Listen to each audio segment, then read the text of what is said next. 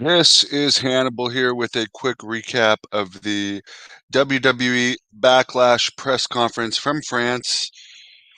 They had the largest gate in WWE arena history as far as actual money made. I mean, they called it a sellout at 11,628 fans.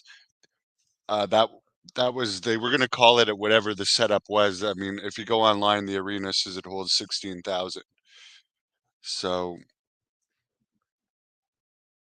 the only thing that amazes me about it is $3 million for 11,628 fans. This is Wrestling is not something that your average person can go to anymore with ticket prices that high. Good for them that they're making so much money, though. Apparently, it was so loud that they were having problems hearing each other in gorilla position, and the wrestlers were having problems hearing each other doing in-ring promos over not only SmackDown the night before, but the pay-per-view. Obviously, that was the first pay-per-view in France, not a place where WWE goes often, so it's rare, and the fans were really excited. Triple H did mention that they're going to be doing more international shows, pay-per-views, the upcoming one in Scotland. There's one coming up, I believe, from Germany. Toronto, if you want to consider that international, although they have a long history in Toronto. Then, of course, he mentioned that they had a house show in Italy this week that did really well, so they're probably going to be doing more there. The O2 Arena in London a couple weeks ago had amazing crowd too. So one interesting thing that I would say for Tony Khan, maybe he should. I don't know what their viewership is in Europe and international places, but with how small their crowds have been in the US and Canada lately, although they do have a decent pre-sale in Vancouver for their debut there, maybe they should look at going more international places too. As far as Drew Gulak's release, Triple H said his contract expired. He was not released. He kind of glossed over questions if his contract not being renewed had anything to do with Ronda Rousey. He said they release people all the time. You can't just keep hiring people and not release them. Let's face it, Drew Gulak was never an over wrestler. Most people that casually follow WWE like me could not even tell you any anything about him other than there's two things I remember about him. He was released a couple years ago and rehired back, and then this Ronda Rousey thing. Oh, and three, he also was involved in training Logan Paul. That's about it. Triple H also mentioned the London mayor who's been talking about bringing WrestleMania to London, was reelected to last night now. I guess we've crossed over into Sunday.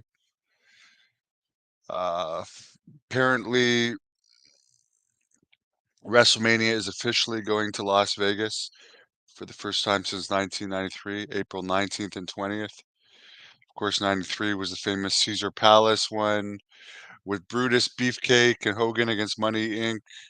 and Hart against Yokozuna in the main event, which Hogan ended up beating Hart after in a match. Or sorry, Hogan ended up beating Yokozuna after Bret Hart lost to Yokozuna. And that's going to be at Allegiant Stadium this time, home of Las Vegas Raiders of the NFL. They did SummerSlam there in 2021.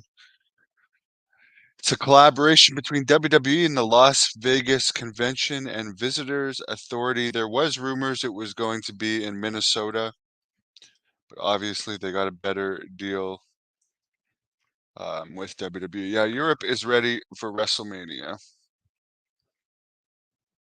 There's definitely, I mean, we've seen wrestling so much here that they're definitely going to do better going to European places. Although WWE has had some good crowds here. Their sellout streak has for TV tapings has been broken for about a month now. But obviously they're doing great business. Again, at one point, I'm happy for them that they're making so much money, a gain of over $3 million for 11,000 people. in an arena, but, like, at one point, it's just it's sad. I don't think I would have liked wrestling if I was a kid now. I think I would have been more of an MMA fan. It didn't exist when I was a kid. But if I did like wrestling, I never would have been able to afford wrestling tickets because my parents were not wrestling fans. I used to have to buy them with my allowance. So wrestling is becoming, I mean, obviously for shows here, you're still going to be able to get 20 or $30 tickets for the bleachers because no one's going to pay those outrageous prices for your average TV taping and house show in Canada and the US.